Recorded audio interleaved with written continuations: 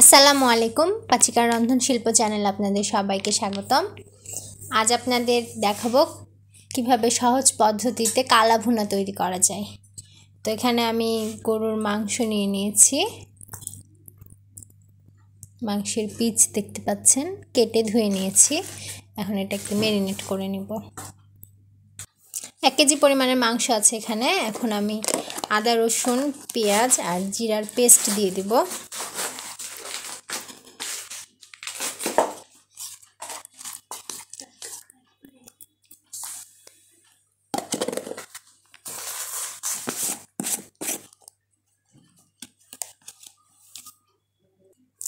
হলুদের গুঁড়া দিব 1.5 চা চামচের মতো।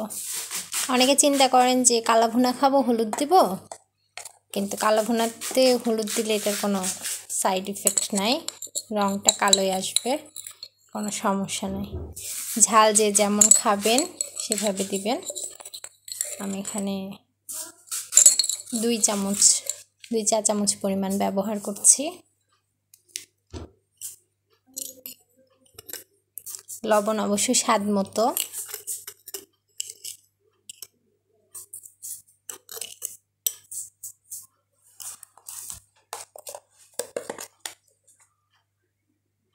মাংসের মশলা ব্যবহার করছি 1 চা চামচ।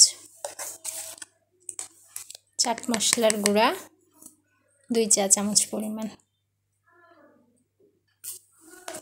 সবগুলো উপকরণ দিয়ে ভালোভাবে আমি মাখিয়ে নেব মাংসটা।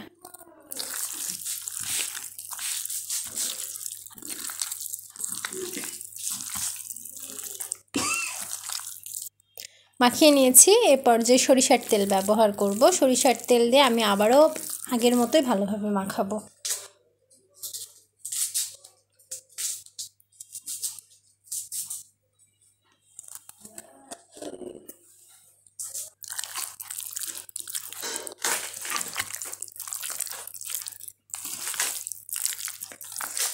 দেখতে পাচ্ছেন ম্যারিনেট করা হয়ে গেছে। এটাকে এখন আমি রেস্টে রাখবো 6 ঘন্টা।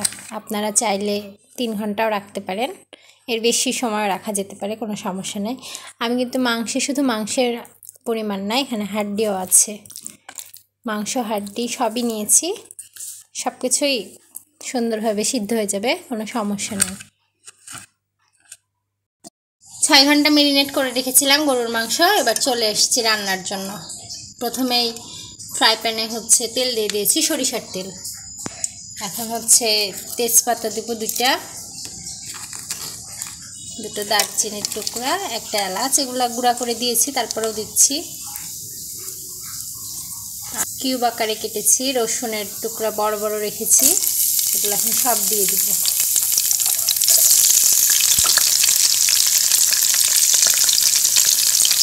কাঁচামরিচ নিয়ে নিয়েছি 5টা, দিয়ে দিচ্ছি। দেখতে পাচ্ছেন ম্যারিনেট করা মাংস। এখন এগুলো দিয়ে দেবো। এগুলো ভেজে লাল করার দরকার নেই, কালা ভুনা হতে হতে ওইগুলোও ভাজা ভাজা হয়ে যাবে।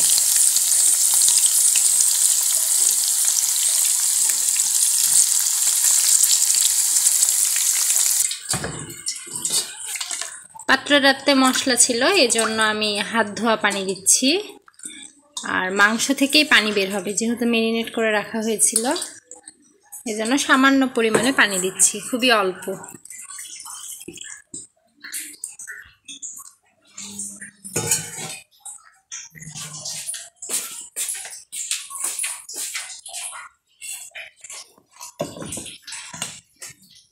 ঢেকে দিলাম ঢাকনা দিয়ে। এখন অপেক্ষা করব। মরিচের গুঁড়া ব্যবহার করেছিলাম, ঝালের পরিমাণটা কম হতে পারে দেখে আমি একটু উপরে গোলমরিচের গুঁড়া ব্যবহার করছি।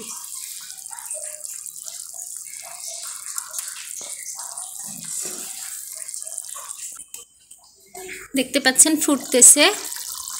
ভেতরে দেখেন আমি কতটুকু পানি দিয়েছিলাম আর কতগুলো পানি বের হয়েছে। এখন এভাবেই ঢেকে রাখবো পানিগুলো টেনে যাওয়া পর্যন্ত। এখন আমি এটা দেখব, এটার ভেতরে আসলে আর কোনো পানি নেই। এখন আমি এটাকে, দেখতে পাচ্ছেন কালারটা কেমন এসছে। এখন এটাকে আমি আরেকটু ভাজা ভাজা করব, চুলার উপরে আরেকটু নাড়তে থাকবো, তাহলে কালারটা চেঞ্জ হয়ে আসবে। তাহলে তাহলেই তৈরি হয়ে যাবে কালা ভুনা।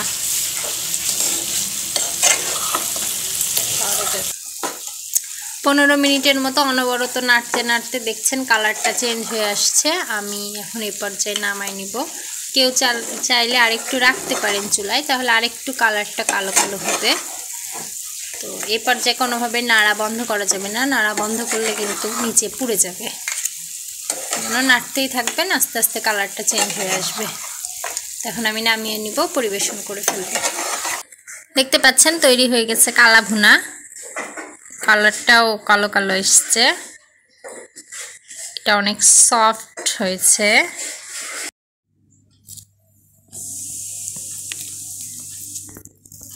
দেখতে পাচ্ছেন কতটা নরম হয়েছে।